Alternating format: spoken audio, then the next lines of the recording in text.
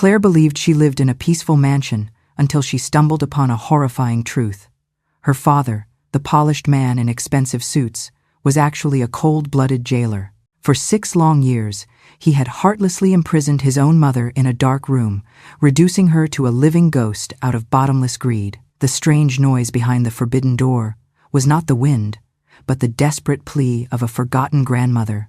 As the raw truth came to light, Claire painfully realized that the most terrifying monster wasn't hiding in the shadows, but was sitting across from her at the dinner table every single day. If you are listening from anywhere in the world, please leave a comment and subscribe, because there are truths that need to be spread, even if they might shake your beliefs. There are stories, no matter how painful, that must be told. Claire was sitting on the living room sofa. Her AP chemistry books were open in front of her, but her mind was wandering far from the formulas and equations. The rain was hitting the picture windows with a monotonous rhythm, and deep in the house, the silence seemed heavier than ever, until a dry sound, a hollow and forceful thud, made her jump in her seat. It was as if something, or someone, had slammed against a door. The noise came from the back hallway, from that section of the mansion she had always been told to avoid, that place she had heard called the Forbidden Room since she was a child. Her heart sped up, and her pencil slipped from her fingers, falling to the floor without her even noticing. She held her breath and tried to convince herself it was her imagination, maybe a draft, perhaps a window not properly closed. But then another, softer sound, almost a whisper, reached her ears. It was like a muffled lament, a groan so faint it made her skin crawl. Claire stood up slowly, her bare feet brushing the Persian rug, and walked to the threshold of the forbidden hallway. The gloom that reigned there had always intimidated her, and now she felt that every shadow was watching her, waiting for her to dare take another step. Before she could get closer, she heard her father's firm footsteps approaching from the front hall. Walter entered the living room, having just returned from his office, with his impeccable bearing, in an Armani suit, as always. His hair was perfectly slicked back, and an icy expression was on his face as he looked at her with a mixture of disdain and authority that made Claire take a step back. He said in a firm voice, "What are you doing there? I've told you 1,000 times not to go near that part of the house." His tone was so cold the words felt like blades. Claire tried to stammer that she had heard a noise, that maybe someone needed help, but Walter cut her off with a wave of his hand, saying, "There is nothing and no one that concerns you behind that door. Focus on your studies and not on gossip." She lowered her gaze and returned slowly to the sofa, feeling her shoulders tense under the weight of the prohibition. While she pretended to read, her eyes fixed on a book she didn't comprehend, Walter opened the front door upon hearing a buzz at the security gate.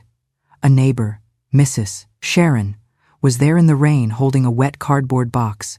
She smiled with feigned kindness and said she had found some old things belonging to the Donovan family in her attic and thought they might want to keep them. Walter took the box without a word of thanks and shut the door with a sharp thud. Claire could hear him place the box on the table, and seconds later, the sound of crinkling paper filled the room. Curious, she looked up just in time to see her father, with an expression of disgust, taking out old photos and yellowed documents and throwing them one by one into the lit fireplace. The flames devoured the images, smiling faces that twisted in the smoke as if asking for help. She dared to ask in a thin voice, "Why are you burning those photos?" But Walter replied without looking at her, "Some memories should stay dead. Don't stir up ghosts, girl." The hardness in his words made Claire swallow and clench her fists on her knees, feeling a pang of rebellion mixed with fear. When night fell and Walter locked himself in his home office, Claire couldn't stop herself from walking back to the forbidden hallway. Each step brought her closer to the mysterious door, which now seemed to breathe on its own. The air was colder there, heavy with a smell of dampness and confinement that made her shudder. She bent down and put her face close to the keyhole, a small dark opening that looked like a watchful eye. That's when she saw it. A wrinkled, pale hand, with bony fingers and broken nails, slid slowly out from under the door, as if reaching for the light, as if asking to be held by another hand. Claire flinched, her heart pounding so hard against her chest she thought it could be heard throughout the house. She felt a lump in her throat, and for a moment thought about screaming, but something in the fragility of that hand stopped her. It was the hand of someone desperate, not a monster. Without making a sound, she backed away to her room, closed the door, and lay on the bed with her eyes open in the darkness. In her mind, the image of that hand was still vivid, trembling, pleading. She remembered her father's words, the prohibition, the fire-devouring family photos, and for the first time in a long time, she felt the mansion was too big, too cold, like a heart without a beat. Outside, the rain continued to beat against the glass, and deep inside the house, behind that door, someone was still waiting. Claire woke up that morning with a strange premonition, as if the whole house were breathing more heavily than usual, as if the walls were whispering secrets in a language only her heart understood. The air was thick with humidity after the night's rain, and a timid ray of sun crept through her curtains, illuminating dust motes dancing in silence. The mansion was surprisingly quiet, without the usual sound of Walter's firm footsteps or the nervous voice of the housekeeper who used to clean the hallways with her gaze always lowered.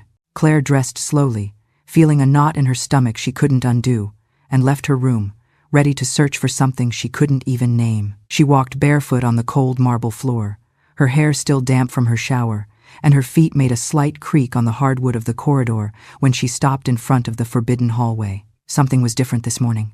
The door she had so often seen locked tight, that barrier her father guarded with the severity of a jailer, was ajar. A barely perceptible crack let a thin, trembling sliver of light escape, projecting onto the floor like a vein of fire. Her breathing quickened, and she felt her heart pound against her chest so hard she feared it could be heard down the hall. She leaned in a bit to get a better look and realized the key was not in the lock. Perhaps the housekeeper, in one of her oversights, had forgotten to secure it. Perhaps Walter had left in such a hurry that morning that he didn't double-check, as he always did. Claire felt curiosity pull her one step closer, even as every fiber of her being screamed at her to get away. The smell coming from the crack was dense, stale, a mixture of dampness, confinement, and something else harder to describe, a sour scent like old clothes stored for years. She swallowed hard as her trembling hand barely pushed the door, which groaned with a long, mournful creak. The sound made her flinch, but she didn't stop. The opening widened just enough to let her see inside. Inside the room, the gloom was almost total, broken only by the small flame of a candle placed on the bare floor. The flickering light cast shadows that stretched and twisted on the bare walls, drawing almost human figures that seemed to move with a life of their own. The floor was covered in a fine layer of dust, and there were scraps of ragged cloth in a corner, perhaps from a blanket or an old garment. In the midst of this dismal scene, Claire distinguished a figure sitting in the darkest corner. It was a body so thin it was the extreme of fragility, with bones sharply defined under waxy, pale skin.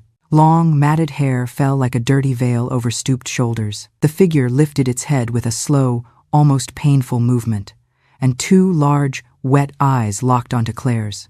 For an instant, time seemed to stop. The young woman felt her breath catch and her legs turn to stone. The woman, in a broken and barely audible voice, asked, "Who are you?" with a thread of desperation in every word. Then she added, trembling, "You have my son's eyes, but not his heart." My son's eyes. That one line just confirmed Claire's worst fears. The monster isn't the person in the room. He's the one who locked the door. For Beatrice, the light from the hallway was a painful, physical assault. After 6 years in near-total darkness, her world had shrunk to the smell of dust, the memory of pain, and the sound of her own, shallow breathing. This girl, was she real? Or was she another hallucination, like the birds she sometimes imagined singing outside the walls? But the girl hadn't vanished. The light hadn't gone out. For 6 years, hope had been a dangerous word, a traitor that promised rescue only to deliver more pain.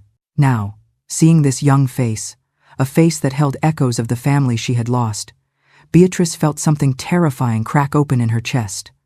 A tiny, agonizing flicker of belief. Claire felt a shiver run down her spine, a cold that chilled her to the bone. That woman's eyes were not those of a madwoman or a ghost. They were human eyes, flooded with pain, loneliness, and years of contained suffering.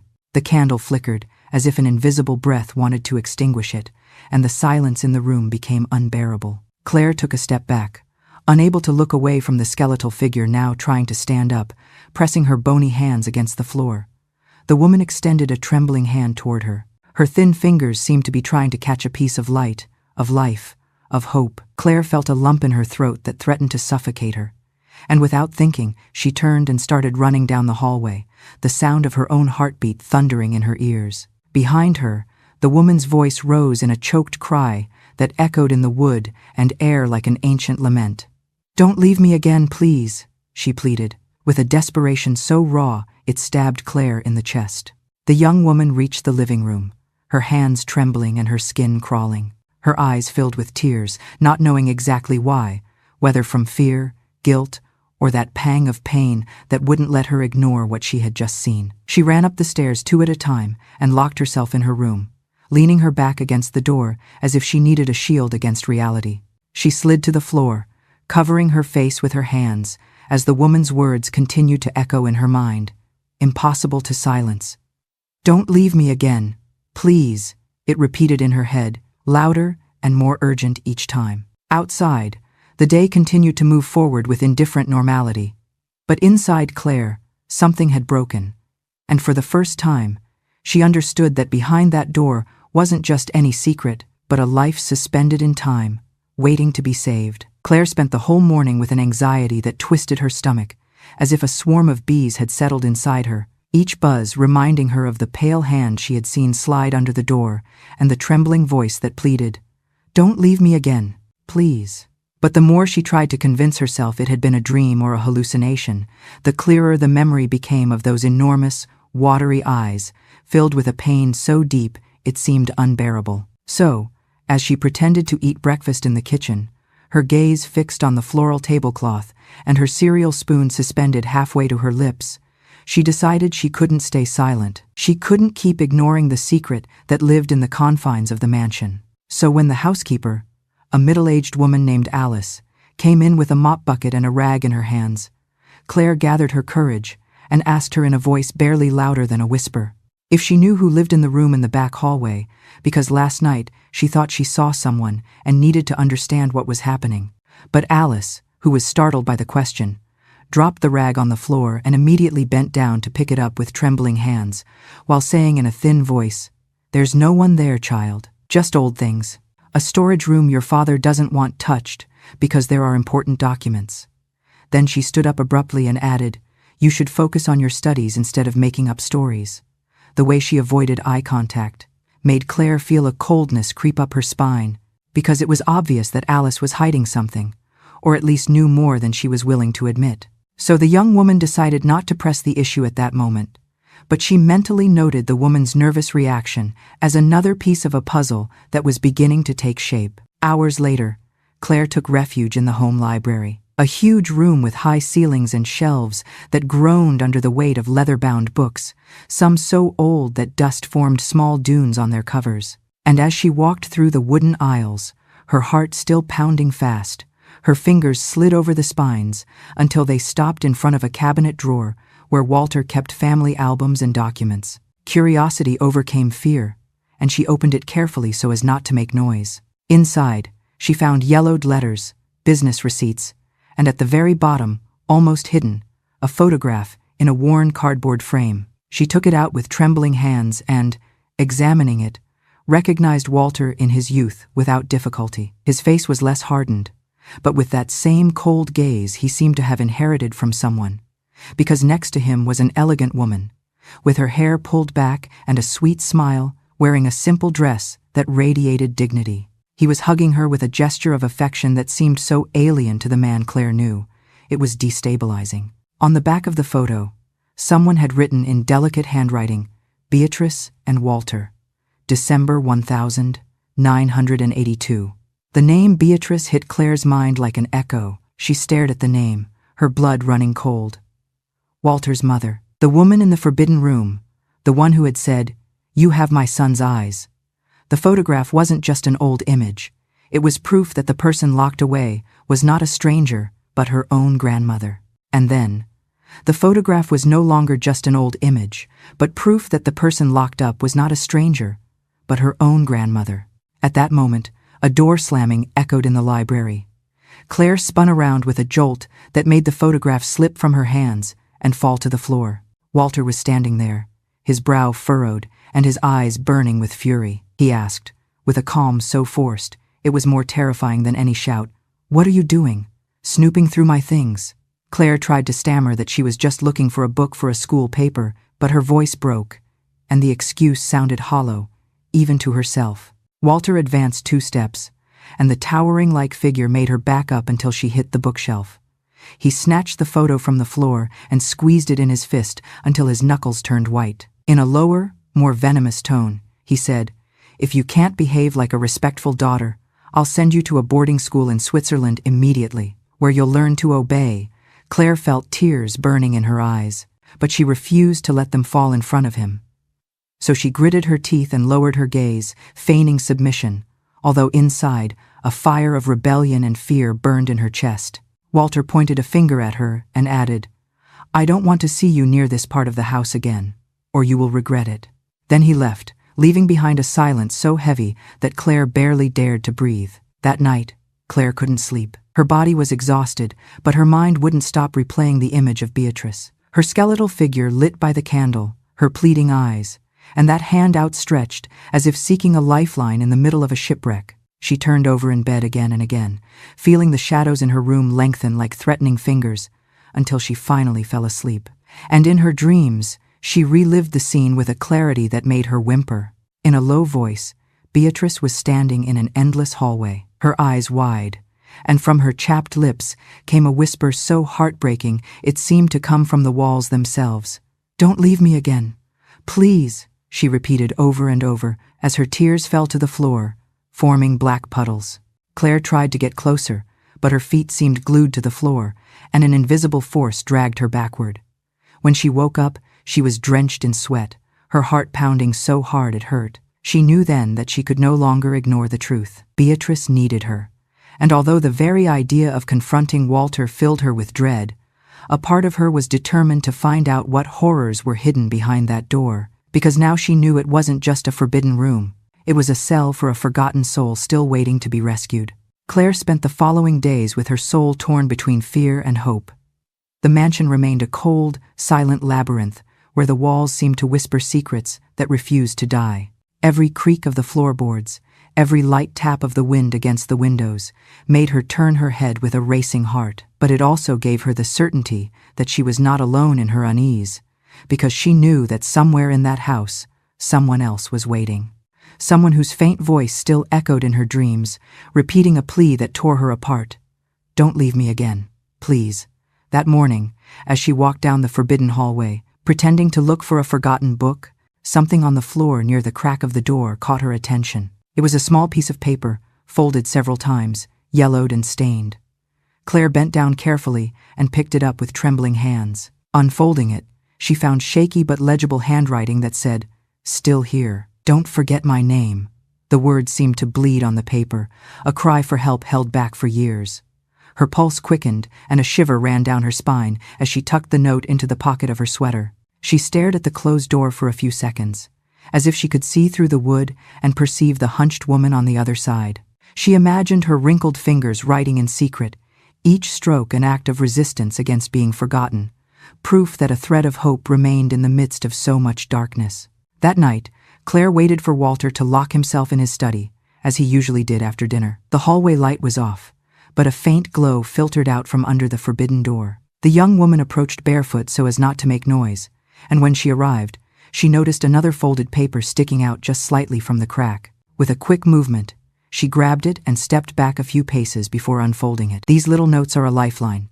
They're proof that Beatrice is still fighting, and it's giving Claire the courage to fight back. This time, the note read, in the same trembling hand, "I'm tired, but I'm not giving up. Please don't forget me." Claire felt a lump in her throat so tight it was hard to swallow. She put the note with the previous one and whispered, her voice barely audible, "I promise I won't forget you. I swear it." Then, a creak on the staircase made her freeze. Walter's firm footsteps echoed, growing closer. The sound of his shoes on the wood was a warning beat that chilled her blood. Claire thought quickly, and hid the notes inside her boot just before her father rounded the corner of the hallway and looked at her with a scowl. "What are you doing here in the dark?" he asked, with a harshness that made her skin crawl. She replied that she was going to the bathroom and had forgotten to turn on the light because she didn't want to bother him. Walter watched her in silence for a few seconds that seemed eternal before saying, in a tone loaded with suspicion, "You should be in your room. I will not tolerate you wandering around, snooping in places you have no business being." Then he turned and continued walking, but his steps seemed to drag the winter cold with him as he moved away. Claire leaned against the wall, trying to calm her breathing. Her heart was still pounding, and she felt a tremor in her hands she couldn't control. Suddenly, a dull thud made her jump. It came from the forbidden door, another thud, and then another. Quick and desperate. It was as if someone on the other side was pounding the wood with their fists, trying to break it down. Claire heard Beatrice's voice, barely audible but fraught with anguish, saying, "Don't go, don't leave me, alone, please, don't leave me again." Every word was a knife sinking deeper into her chest. She wanted to scream to her that she wasn't leaving, that she would be back, that she would find a way to get her out of there. But she knew if she spoke aloud, Walter would hear her, and everything would be over. So she covered her mouth with her hands to stifle the sob that threatened to betray her, and ran back to her room, tears blurring her vision. Once inside, she locked the door and slid to the floor, feeling the weight of guilt and impotence crushing her.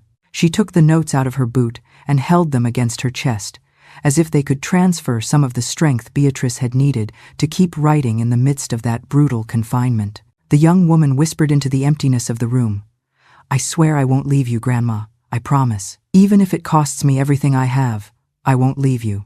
But deep down, she also felt the fear growing like a shadow enveloping her, because she knew that every step she took brought her closer to the truth, and also to the danger of confronting the man who slept in the room next door. The same man who had locked his own mother in a dark room as if she were a forgotten object, and who wouldn't hesitate to do the same to her if he discovered what she was plotting. Claire spent the entire evening watching Walter with a mixture of tension and calculation.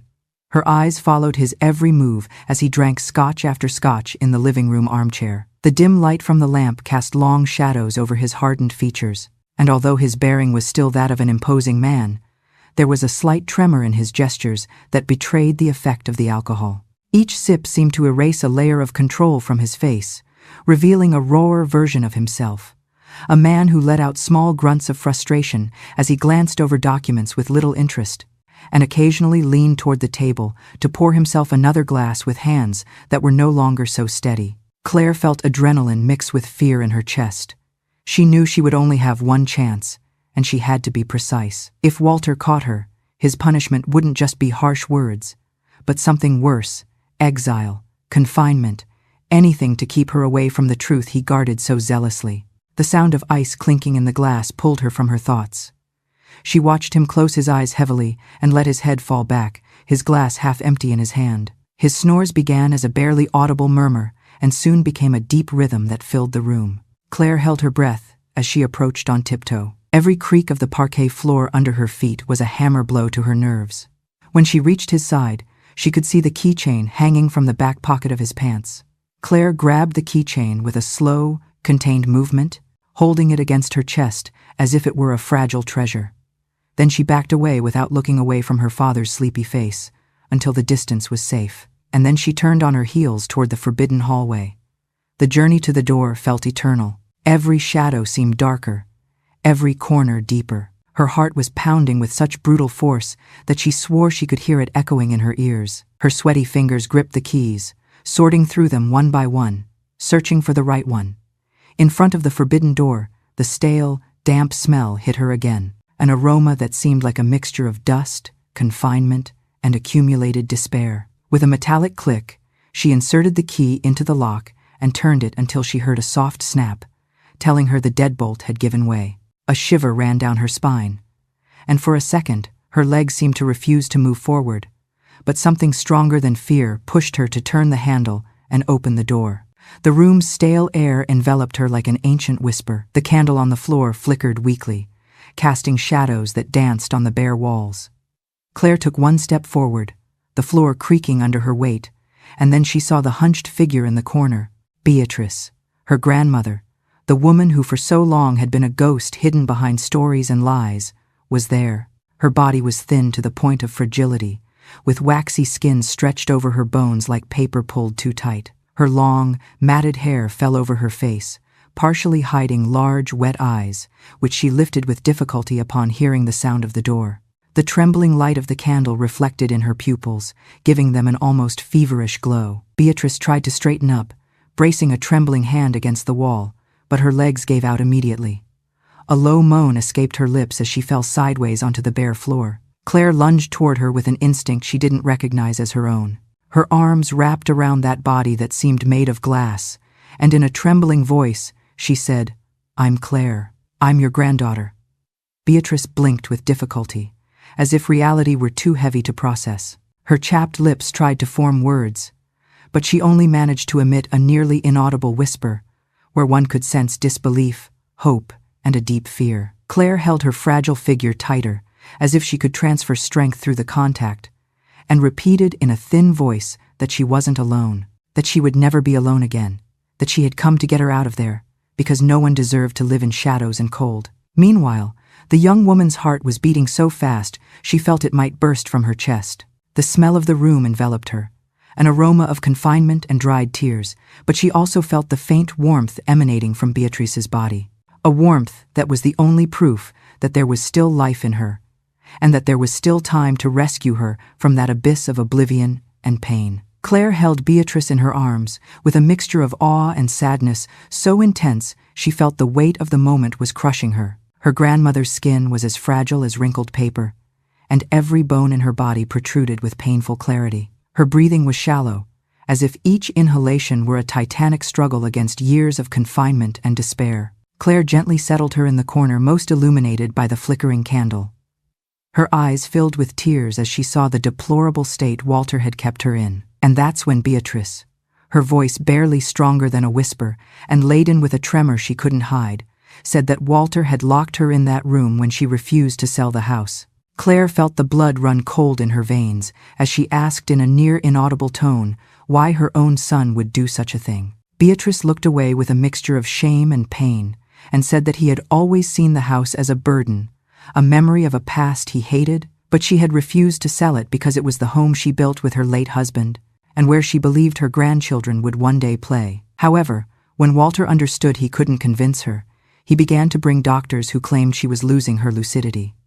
They invented diagnoses, said she was a danger to herself and others, and when no one questioned his words, he locked her in there as if she were a piece of old furniture cluttering the decor of his perfect life. Beatrice paused, the silence in the room heavy with the weight of her words. Speaking them aloud was a physical agony, harder than any year of silence. Each word felt like a betrayal of the small boy she once loved, the one who used to hide in her skirts, but it was also a desperate reclamation of the woman she still was. She looked at this girl, this impossible, brave apparition of her own blood, and knew this was her only chance. The truth, she realized, was not just a story, it was a key, and even if it cost her the last of her strength, she would give it to her granddaughter. Claire felt a lump in her throat that threatened to suffocate her, while her heart pounded. She slowly took her cell phone from her hoodie pocket and began to record the conversation without Beatrice noticing. This is so smart, but so risky. She knows words can be denied, but a recording is a weapon. She's not just a scared girl anymore, she's a fighter. She knew she was risking too much, but she also knew this recording might be the only proof she would have to save her and let the world know the truth. So she kept the device hidden between her fingers while pretending to adjust the ragged blanket on the old woman's shoulders. Beatrice continued speaking, tears rolling down her wrinkled cheeks. She said that every day in that dark room was a battle to remember who she was and why she should keep breathing. That some nights she had thought about letting go and never waking up again, but something inside her clung to the idea that someone would come, someone would open the door and get her out of that hell. And looking at her with those immense wet eyes, Claire felt an invisible thread connecting them beyond time and pain. It was impossible not to cry hearing her grandmother's broken voice. But then, a brutal pound shook the door. The sound of Walter's fists hitting the wood echoed in the small room like thunder. "What are you doing in there?" he shouted, with a fury that froze Claire's blood. His footsteps echoed in the hallway like hammer blows, each one closer, more threatening. Claire put the phone in the back pocket of her jeans with a swift movement and jumped to her feet, her heart racing. She tried to gather her thoughts in seconds that felt like an eternity, and when she heard the sound of the lock being jiggled, she grabbed a rag from the floor and began to wipe the dust from around the candle, as if that had been her only reason for entering. Walter pounded again, harder, demanding she open the door. "What the hell are you doing in there?" he repeated, in a tone so full of anger that Claire felt her knees buckle, but she managed to answer, "I came in to clean. The dust was getting into the hallway, and I thought it would be good to tidy up a bit." Her voice sounded more confident than she felt, and inside, she prayed he would believe her lie. On the other side of the door, there was a heavy silence. Then Walter said, "Get out immediately, and don't go back in without my permission. Next time, I won't just be yelling." Claire helped Beatrice lie back down and whispered tenderly that she would be back soon, that she shouldn't lose hope. Then she opened the door, rag still in hand, and stepped into the hallway, pretending she had just finished her task. Walter looked at her with narrowed eyes, a muscle in his jaw tightening menacingly, but he said nothing more. He just followed her with his gaze as she walked toward the stairs, holding her breath, her heart pounding so hard she felt it could give her away at any moment. When she reached her room, she locked the door and collapsed onto the bed, hot tears streaming down her face. She had passed the test, but she knew it was getting riskier every time. Every meeting, every word, every whisper in that dark room could be the last if Walter discovered what she was doing. Claire came down the stairs, with her heart pounding in a frantic rhythm that threatened to give her away. Her steps were light, but every creak of the wood under her feet sounded like a crash in the suffocating silence of the mansion. The entire house seemed to be holding its breath as the air grew denser, heavier, as if it knew something was about to break. In the kitchen, the wall clock read 9:30 p.m., its ticking stabbing her temples like needles. Walter was standing by the counter, his back straight and shoulders tense. His hands held a half-empty glass of scotch, but his gaze was fixed on the floor. There was something dark in his posture, a calm so artificial it was more threatening than an explosion of rage. Claire felt her fingers grip the cell phone in her back pocket. She knew what she was about to do could change everything. It could free her or condemn her forever. But she couldn't stay silent any longer. Her steps echoed on the tile floor as she approached, and in a voice trembling with a mix of fear and courage, she told him she couldn't take it anymore, that she knew the truth, and that Beatrice wasn't crazy or a danger. She was his mother, and he had turned her into a prisoner. Walter slowly raised his head, and the hardness in his eyes chilled her blood. For a moment, the silence became so deep, Claire thought she could hear her own racing heartbeat bouncing off the walls. Then he said in a low, icy voice, "I don't know what the hell you're talking about, and you'd better shut up before you say stupid things you can't possibly understand." But Claire clenched her fists and took another step closer, the rage and sadness that had built up for days erupting in her words, as she shouted, "She's your mother, not a prisoner. No one deserves to live locked in the dark like an animal. Someday, someone will find out, and you'll pay for all of it." Walter clenched his jaw, and his hands trembled slightly before he slammed the glass down on the counter with a sharp crack that vibrated the surface. He lunged toward her in 2 long strides, his figure towering over Claire like a threatening shadow. The intensity of his gaze was like a sharp knife. Without warning, he raised his hand and slapped her with such force that Claire's head snapped to the side. The sound of the impact echoed in the kitchen with a cruel ring, but she didn't cry. She wouldn't allow the tears burning in her eyes to slide down her cheeks. Instead, she stared at him, filled with a pure rage that seemed to well up from her soul. Their eyes met in a silent duel, where fear and rebellion clashed like 2 wild beasts. Walter was breathing heavily. His shoulders rose and fell as he tried to contain his fury, but his hardened expression showed he was on the verge of losing control. At that instant, on the floor above, Beatrice heard the slap like a thunderclap through the walls. Her bony hands flew to her mouth to stifle a scream of horror. Her eyes filled with tears as she imagined her granddaughter confronting the same man who had turned her life into a living hell. In the gloom of the room, Beatrice began to rock back and forth like a trapped animal, muttering words only she could hear. "Don't hurt her. No, please, don't hurt her." Meanwhile, in the kitchen, Claire was breathing raggedly, and without breaking eye contact with her father, said in a low but firm voice, "I will never stay silent again. If you think you can scare me like you do everyone else, you're wrong. I'm not a scared little girl anymore. I'm someone who has seen the monster behind the mask." Walter took a step back, as if her words had hit him harder than any punch. His lips twisted into a sneer as he said, "If you dare defy me again, you'll regret the day you were born." At that moment, Claire felt adrenaline surge through her body, and without thinking, she turned toward the kitchen door. Her hand fumbled for the phone in her pocket and gripped it tightly as she ran down the hall, the deafening beat of her heart setting the pace for every stride. Behind her, she heard Walter's heavy footsteps and his voice roaring for her to come back immediately. But Claire didn't stop. Her bare feet slipped slightly on the hardwood floor, but she didn't lose her balance. The image of Beatrice, her eyes full of supplication, drove her forward.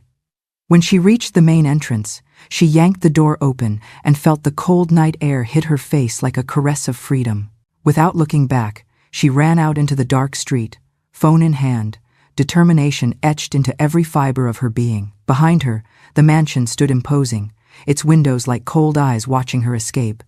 But Claire was not the same person she was before. A flame was burning in her chest that not even fear could extinguish, because she knew the truth was on her side, and that Beatrice's voice, so weak and forgotten, now had an echo in the outside world that could not be silenced. Claire ran through the narrow, damp streets, clutching her cell phone as if it were a sacred object. The cold night air cut her cheeks, and her tears mixed with the coastal fog.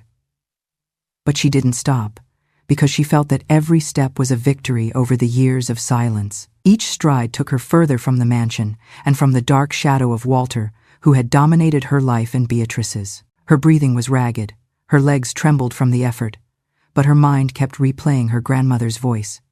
"Don't leave me again, please." When she reached the corner where a small coffee shop still had its lights on, she didn't hesitate to push the door open. The jingle of the bell sounded like a scream in the stillness. The owner looked at her, surprised, as the young woman's face was flushed and her hair was stuck to her forehead with sweat. Claire quickly ordered a coffee she wouldn't drink, needing a safe place to make the call. She sat in a booth at the back, her hands shaking. She unlocked her phone and dialed the number she had seen so many times on the local news, that of Marilyn Rivers, the journalist known for exposing corruption and abuse cases in the city. When Marilyn's voice answered, tired but firm, Claire felt a lump in her throat and could only say in a thin voice, "I have a story that needs to be told. A story that could save a life." At first, Marilyn was skeptical, but as she listened to the details, a seriousness took over her tone. And she said, "I'll wait for you at my office. 15 minutes.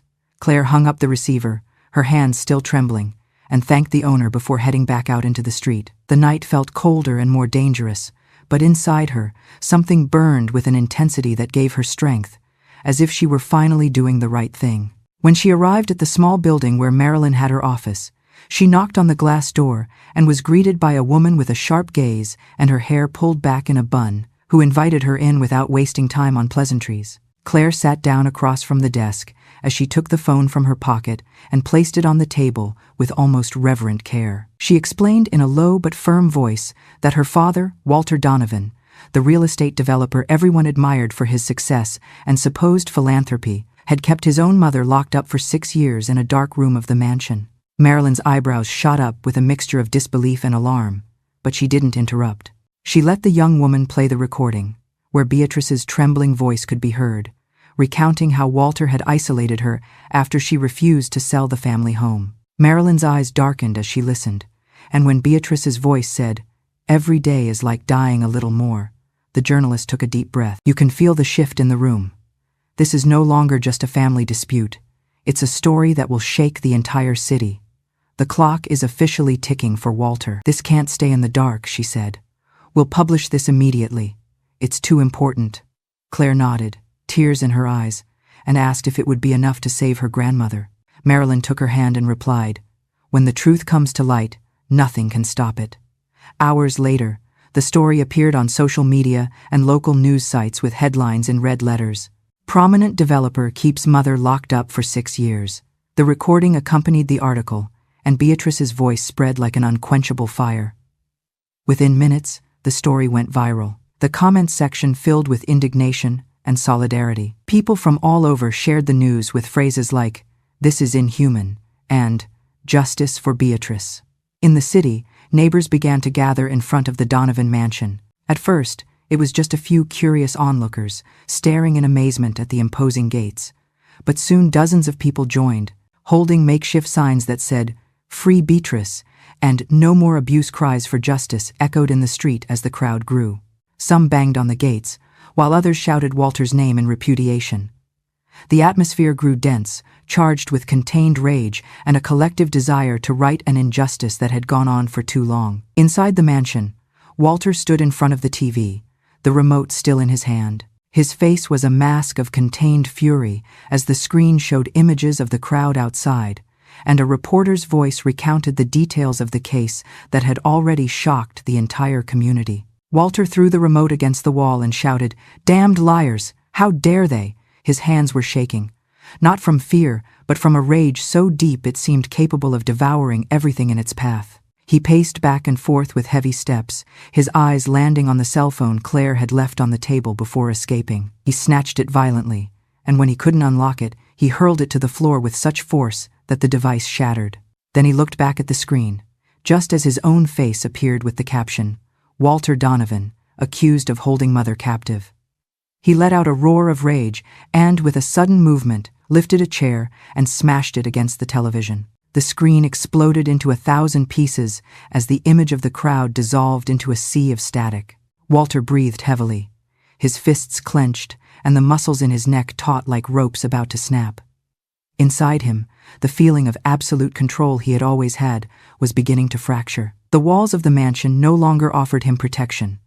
Instead, they seemed to be closing in slowly, as if to crush him. Outside, the crowd's shouts kept growing, seeping in through the open windows. Every voice was a reminder that the truth had finally found a way to be heard. The morning dawned with a different air, a collective murmur that spread like an electric current through the streets surrounding the Donovan mansion. The neighbors had gathered again in front of the gates with signs in their hands, their faces marked by indignation and hope. Some carried thermoses of coffee. Others held their cell phones high to record every moment, because everyone knew something was going to happen that day. The tension was so palpable that even the wind seemed to carry the weight of the truth that had finally come to light. Inside the house, Walter paced back and forth like a caged animal, his eyes bloodshot and his breath short as he checked his cell phone compulsively. He had lost control of the narrative he had worked so hard to build. He was no longer the exemplary businessman or the admired philanthropist.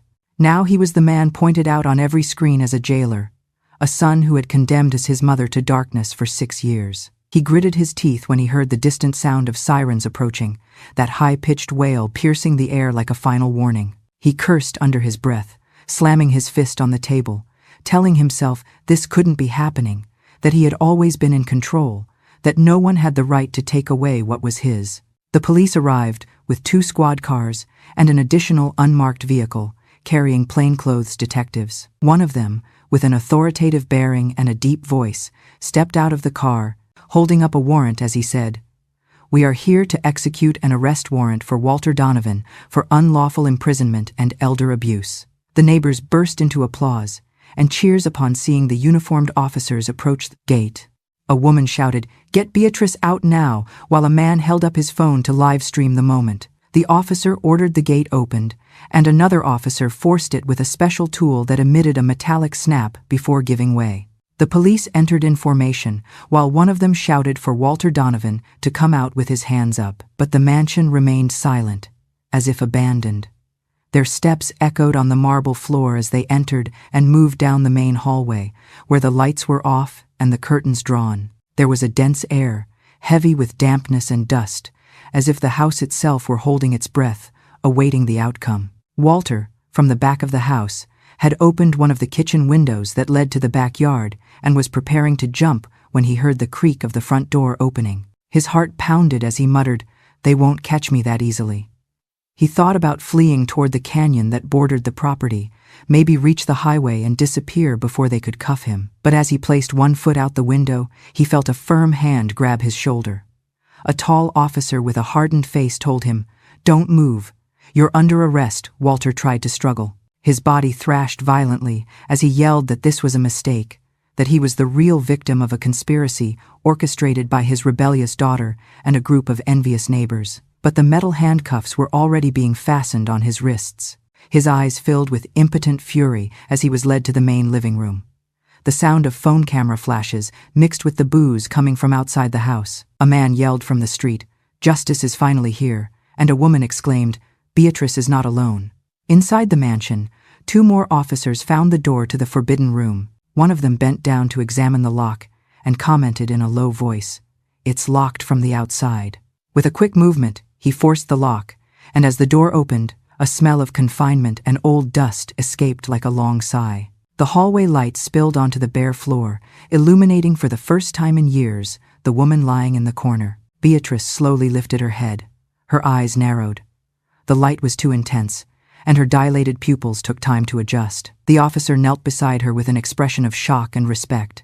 He told her in a low voice not to worry, that they were here to help her, and that it was all over. Beatrice tried to form words, but her voice was just a brittle murmur. One of the officers lifted her into his arms with a gentleness that contrasted with his robust build. After 6 long years of darkness, to finally be held with kindness. It's hard to watch, but it's the moment we've all been waiting for. She is free. She felt the warmth of a human body for the first time in years, and a single tear rolled down her cheek as she rested her head on the man's shoulder. Her eyes closed as she felt the fresh air of the hallway. A different scent, less dense, less heavy with despair. As she crossed the threshold of the front door, the morning sun hit her face, and Beatrice blinked several times before closing her eyes completely. The warmth of the light was almost painful after so much time in the gloom, but there was a serene peace on her face that spoke of a heart that could finally rest. Outside, the neighbors watched in silence for an instant before bursting into applause and cheers, seeing Beatrice wrapped in a blanket that one of the officers had placed over her bony shoulders. Some cried, others raised their arms to the sky. An elderly woman exclaimed, "She's a survivor, a woman stronger than few." Claire, who was in the crowd, her face wet with tears, stumbled forward until she reached the entrance. When Beatrice saw her, she opened her eyes slowly and murmured, barely audible, "Is it you?" Claire nodded with a broken smile and replied, "It's me, Grandma. It's okay. It's over." The officers allowed the young woman to take her grandmother's hand for a few seconds. That contact was enough for Beatrice to close her eyes with a peace no one had seen in her for years. All around, the cries for justice mixed with applause as Walter was led to the squad car, his head lowered, his eyes full of an impotent rage that contrasted with the serenity on his mother's face. In that moment, Beatrice's story was no longer a secret. It was the symbol of a truth that had managed to overcome the darkness. The media firestorm that followed was immediate. While Walter faced indictment, the court took control of his assets, recognizing that many were legally Beatrice's. A guardian appointed by the court, working with the victim advocacy charity that Marilyn Rivers had contacted, immediately secured a safe, furnished apartment for Beatrice and Claire. This guardian also released preliminary funds from Beatrice's own estate, covering their living expenses and ensuring Claire, though still a minor, had the resources to care for her grandmother. As the weeks turned into months, Beatrice's physical health slowly improved, but the city held too many memories. Using the funds now rightfully hers, Beatrice asked to leave Malibu behind. They rented a small car and drove north, searching for a place with earth and sky, eventually finding a small white cottage in the countryside. Claire woke up that morning with the feeling that the entire world had changed, even though the sun still streamed through the window with the same shyness as always. And the air in the small rented apartment smelled of freshly brewed coffee, mixed with the soft scent of dried flowers she had placed in a vase on the table. As she turned her head, she saw Beatrice asleep in the armchair, a wool blanket covering her shoulders. Her breathing was steady, but every movement of her chest took an effort that the young woman could perceive even from a distance.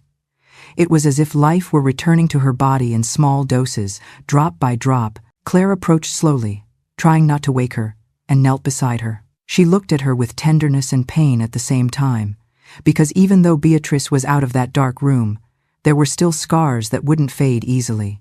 Her wrinkled hands were clasped in her lap, her fingers moving slightly as if dreaming of something she didn't want to let go of. Claire whispered softly that everything was okay, that she was safe, and that they now had time for everything that had been stolen from them. Then she got up to prepare breakfast, knowing that this small gesture was an act of love and resistance, because every spoonful Beatrice managed to eat would be a victory over the years of hunger and loneliness. As the soup boiled on the stove, the young woman remembered the moment they first walked into that simple but cozy apartment together. The clean air, the white walls, and the open windows letting in the afternoon light. Beatrice had stopped at the door, as if not daring to enter.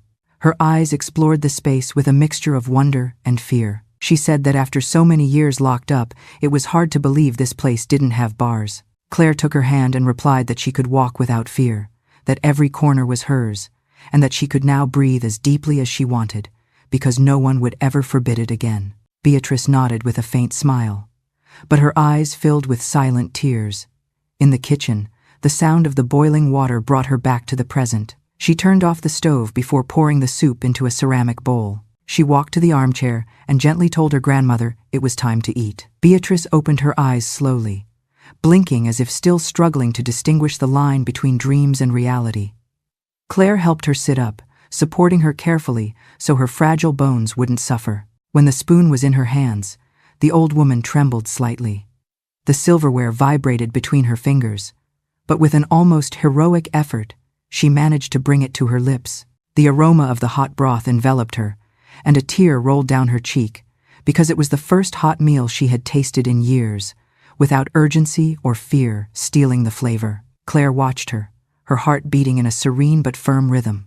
Every sip was a symbol of hope and a return to life. Beatrice sighed and, in a choked voice, said she never thought simple soup could taste so good. Claire smiled back. Freedom has a special flavor, and this is just the beginning. Later that day, a nurse sent by a local victim support charity arrived, a woman with a kind smile and steady hands who greeted Beatrice gently. She explained that she was there to help her regain some comfort and dignity. Beatrice was hesitant at first. Her fingers clung to the edge of the blanket like a child afraid of losing their favorite toy. But the nurse, with infinite patience, assured her there was nothing to fear, that she just wanted to alleviate the burden of that tangled, heavy hair that reached almost to her waist.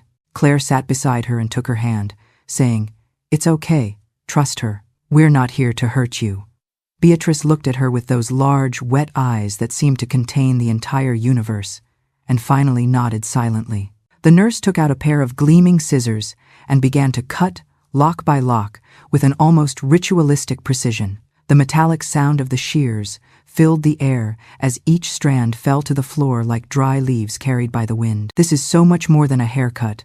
It's a shedding of the past, a way of cutting away the darkness and the filth of that room, one piece at a time. Beatrice closed her eyes in a gesture of resignation and relief. Every cut was a farewell to the past, to the shadows, to the years of confinement. When the nurse finished, she showed her a mirror, and the older woman was surprised to see her reflection.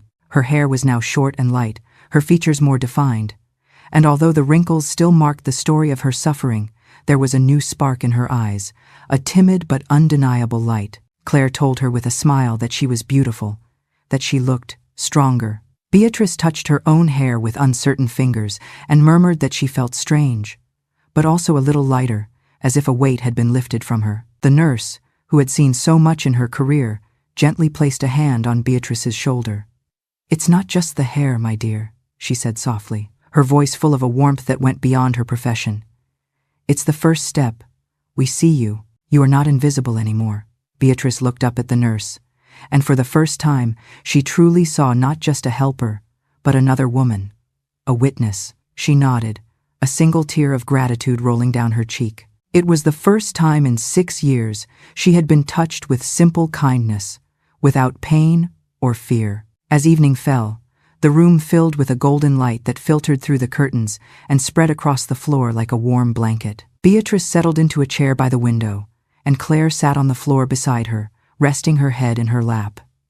For a long time, they said nothing, because nothing needed to be said. The silence was comfortable and full of meaning. Outside, they could hear the distant sounds of the city cars passing, a dog barking, children playing, sounds that, to Beatrice, were as new as the feeling of the sun on her skin. Finally, she looked up, her eyes resting on the incoming light. Her lips curved into a fragile but genuine smile, and she said, "I never knew the light could be so beautiful."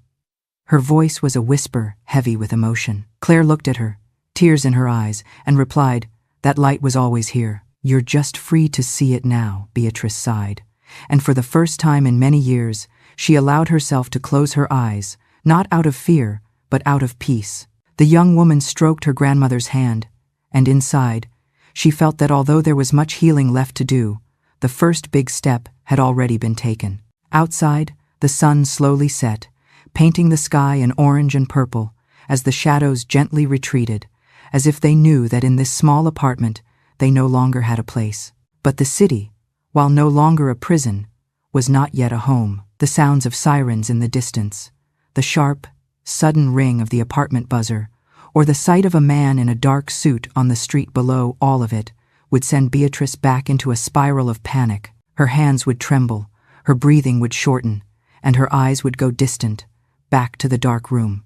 "The ghosts are too loud here, Claire," she whispered one night, after a car door slamming outside had her trembling for an hour. "They're still in the walls of this city. I need quiet. I need earth." Claire understood. The city was full of concrete and harsh echoes. Her grandmother didn't just need to be out of the room. She needed to be free of the world that had allowed the room to exist.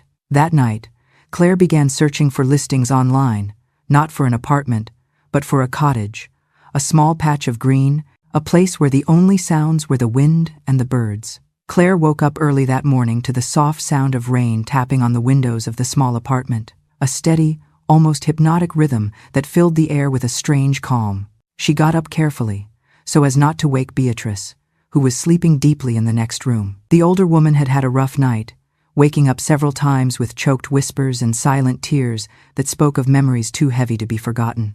Claire had stayed with her until sleep finally overtook her. Now, as she prepared hot tea, her gaze fell on a small, worn cardboard box in the corner. When the police had processed the forbidden room, they found a small bundle of papers hidden under a loose floorboard.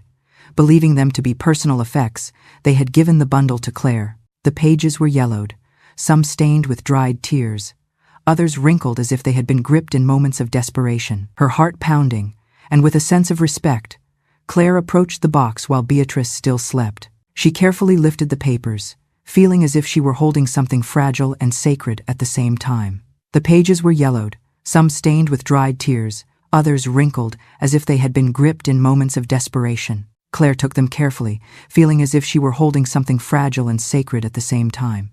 She sat on the edge of the bed, hands shaking, as she unfolded the first letter. Her eyes scanned the lines written in a trembling but firm hand.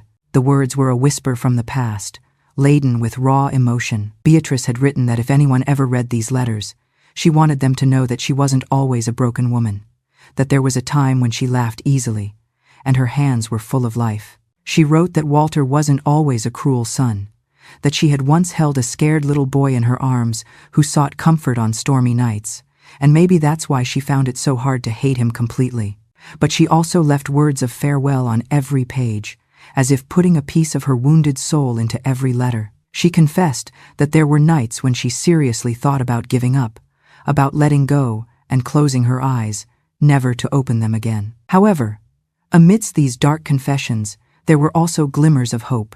Beatrice wrote that every morning she told herself she had to hold on for one more day, because life, in some strange and unpredictable way, always found a crack to seep through, even in the darkest places. Claire felt a lump in her throat, and tears began to stream down her cheeks, unstoppable. Each sentence was an echo of the suffering Beatrice had endured in silence, and the strength she had found to keep breathing despite it all. Beatrice woke up at that moment and saw her sitting with the letters in her hands. Her eyes opened slowly, and a flash of alarm crossed her gaze. She tried to sit up, but her muscles were still weak, and she only managed to whisper in a thin voice, "Those letters, they weren't meant for anyone. They were just thoughts, to keep from going crazy." Claire looked up, her eyes red, and replied, "Every word is a testament to your courage. These pages speak of a woman who endured hell with a dignity that makes you stronger than anyone I've ever known." Beatrice felt her lips begin to tremble, and tears burst from her eyes with a force she hadn't felt in years. Her shoulders shook gently as she said between sobs, "I just wanted someone to read them. I needed at least one person in the world to know that I existed, and that despite everything, I never stopped loving.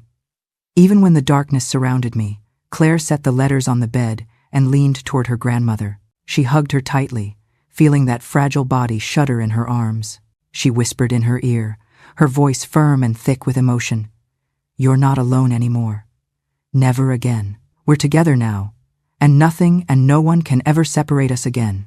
Beatrice clung to her with a strength surprising for someone so weak, and for a moment, the apartment was filled with a different kind of silence, not of loneliness or sadness, but of relief and pure love, as if they both understood they had finally found a home in each other where they could heal. Claire watched out the window of the small rental car as the landscape slowly changed, leaving behind the noise of the city, the endless asphalt, and the gray buildings that seemed to carry the weight of so many untold stories. The highway stretched out like a ribbon snaking between green fields and gentle hills, where wildflowers bloomed with brazen freedom. The air grew cleaner, and every breath filled her lungs with an unknown freshness, making her feel that for the first time in a long time, they were moving toward something different, something that didn't hurt. Beatrice rode in the passenger seat, her head resting on the window. Her eyes watched the trees pass with a mixture of curiosity and melancholy.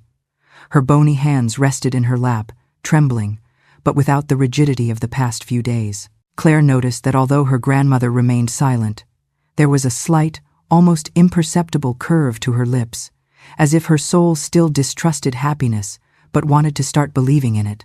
The young woman gripped the steering wheel, sighing deeply, and said, "We're close. The house isn't big, but it's surrounded by nature and flowers. We can start over there. No ghosts, no locked doors." Beatrice slowly turned her face toward her and, in a barely audible voice, replied, "I don't need big. After so many years of darkness, any place with light is a paradise." When they arrived, the small white cottage seemed to be waiting for them with open arms. Its wooden siding was a bit worn, but it radiated a cozy warmth. The open windows let curtains flutter in the breeze, and the front yard, though overgrown with weeds, had a potential that Claire could imagine blooming under the care of its new inhabitants. Beatrice remained seated in the car for a few seconds, contemplating the house with shining eyes, as if afraid that if she got out, it would all vanish like a mirage. Claire offered her hand and said with a smile, "It's real. We can go in together." Beatrice took her hand with a softness that was nonetheless full of a quiet strength and said, "I want to try. I need to feel the earth under my feet, even if my legs are shaking." Claire helped her up carefully, wrapping a firm but gentle arm around her fragile body. Step by step, they walked up the stone path to the door, and when Beatrice crossed the threshold, she paused for a moment to breathe in the scent of wood, of the countryside, of new life. Her eyes scanned every simple corner, the creaking floor, the light-colored walls, the small flowers in a forgotten vase, and she whispered, "I never thought I would walk freely through a home again." Days later, Beatrice asked to go out to the garden. Her weak hands held a small trowel and a handful of seeds that Claire had bought in town. The young woman asked if she was sure, and Beatrice nodded. "I want to bring color back to this patch of earth. I need to put down roots again, too." Together, they knelt on the damp grass. Beatrice plunged her hands into the soil with clumsy but determined movements. The texture felt strange after so many years between cold walls, but there was something deeply comforting in feeling the moisture and the scent of the fresh dirt. Claire watched her with a mixture of admiration and tenderness as she helped her make small furrows. Beatrice murmured, "Every flower that grows will be a reminder that even in the hardest ground, something beautiful can be born." Claire replied, "You're like these flowers yourself, proof that life always finds a way." The old woman smiled, her lips trembling, and her eyes shone with an emotion so pure it made Claire's own eyes water. Together, they placed the seeds and covered them with soil before watering them from an old pitcher. Beatrice stared at the garden, her back slightly hunched but her head held high, like someone contemplating a work of art in progress. Claire thought in that instant that she would never forget the image of those life-marked hands working the earth, as if weaving hope. One afternoon, as the sun began to dip toward the horizon, Beatrice asked to try walking without her cane. Claire looked at her, surprised and, at the same time, filled with a pride that swelled in her chest. She held her arm and asked, "Are you sure?" Beatrice replied, "My legs may still be fragile, but my will is stronger than ever." Step by step, they walked along the small path that wound around the house. Beatrice's feet sank slightly into the grass, and each step forward was a victory over the years of immobility and fear. When they reached the wooden bench facing the open field, Beatrice sat down, and Claire sat beside her. The silence was warm, filled with a peace that they had rarely experienced. In front of them, the sunset put on a spectacle of oranges, pinks, and purples, painting the sky like a moving canvas. Beatrice took Claire's hand gently and squeezed it lightly. Her eyes filled with tears that were not of sadness, but of gratitude.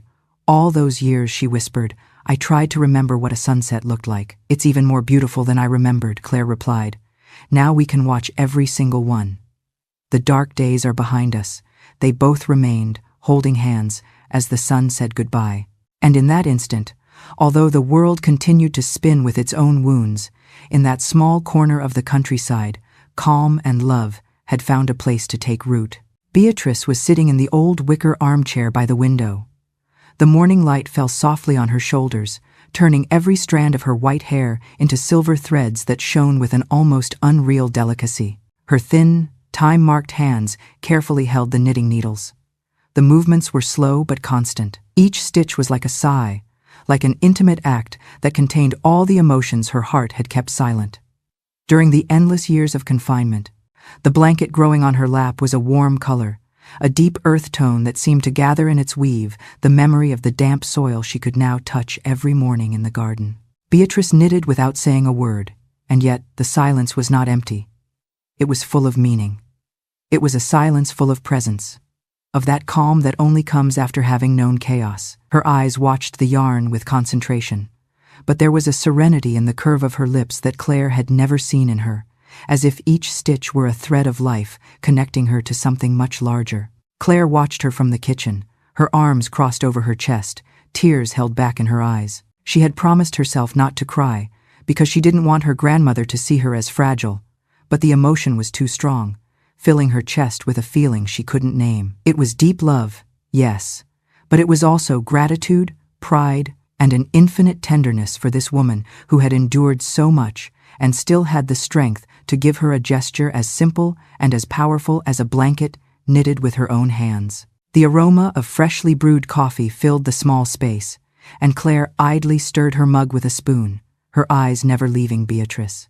She could clearly remember the first time she saw her in that dark room, hunched and trembling, barely a whisper of what she had been. But now, in front of her, was a woman who, though fragile, was immensely strong, who had learned to smile again, who dared to plant flowers, to walk without a cane, and to create something with her hands as an act of rebirth. At the window, a small finch with orange plumage landed on the sill, its little head tilted curiously, as if it wanted to be part of the moment. Beatrice noticed it, and for the first time in a long time, she smiled with her whole mouth.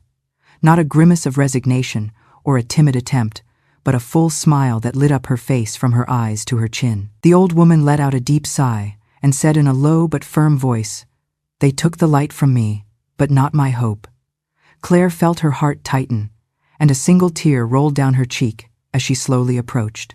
She knelt in front of her grandmother and rested her head in her lap. Beatrice stroked her hair with a trembling hand, letting the yarn fall to the floor. Claire murmured, her voice breaking, "Thank you for not giving up. Thank you for teaching me to fight and to believe in something better," Beatrice replied. "It was you who gave me my life back. Without your courage, I might never have seen another dawn." They both remained like that, united by a silent embrace that spoke more than any words. Outside, the sun rose slowly, bathing the field in a golden light that seemed to promise that although the past had been cruel, the future was full of possibilities.